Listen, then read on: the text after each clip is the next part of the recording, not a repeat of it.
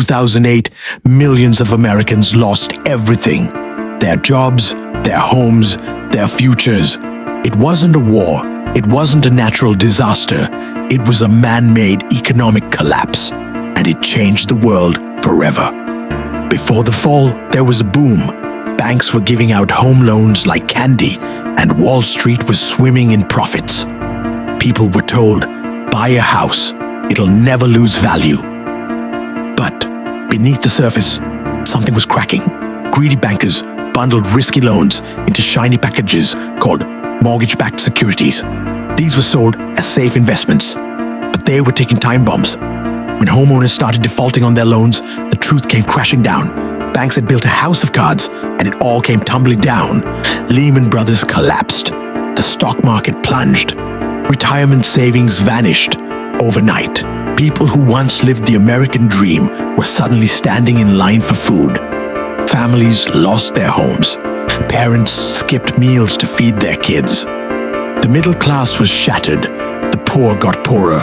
The government stepped in with bailouts, not for the people, but for the very banks that caused the crash. It was called too big to fail. But for ordinary Americans, everything failed. Unemployment soared, businesses closed, and trust in the system was broken. But from the ashes, something grew. New voices rose. People demanded accountability. Movements like Occupy Wall Street were born.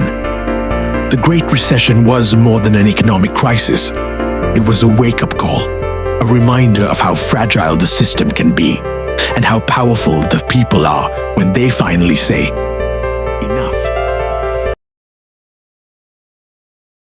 Year is 1861. The United States, a young nation still finding its way, suddenly stands on the edge of collapse. Brothers turn against brothers, fathers against sons. This is the story of the American Civil War, a war that wasn't fought on foreign soil, but in the heart of America itself.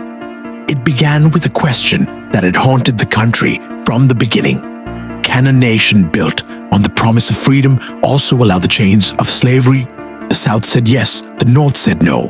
And when Abraham Lincoln was elected president, the South walked away. 11 states seceded. They didn't just want independence, they wanted to protect a way of life built on the backs of enslaved men, women, and children. April 12, 1861, Fort Sumter, South Carolina. The first shots are fired. What followed was 4 years of blood, fire, and heartbreak. Fields once filled with wheat and cotton, now drowned in red. More than 600,000 lives were lost. Soldiers froze in winter camps. Families waited for letters that never came. The sounds of cannon fire replaced Sunday church bells. But in the middle of all that pain, there were moments of hope. Freedom fighters, white and black, marched together, dreamed together, died together for a future without chains. President Lincoln, burdened by the weight of a torn country, gave the Emancipation Proclamation in 1863. It didn't just free slaves in rebel states, it transformed the war into a moral fight, not just for the Union, but for human dignity. Then came Gettysburg, 3 days that would decide the fate of the nation. The North stood its ground, the South bled, and slowly, painfully, the tides turned. On April 9th, 1865, General Robert E. Lee surrendered at Appomattox. The war was over. But the wounds, they were deep. They still are. The Civil War wasn't just about territory. It was about who we were and who we wanted to be. A union restored, slavery abolished. But scars, emotional, racial, political, would take generations to heal. We still feel them today.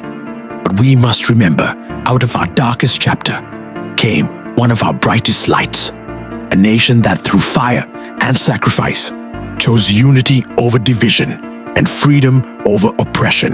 This was the American Civil War,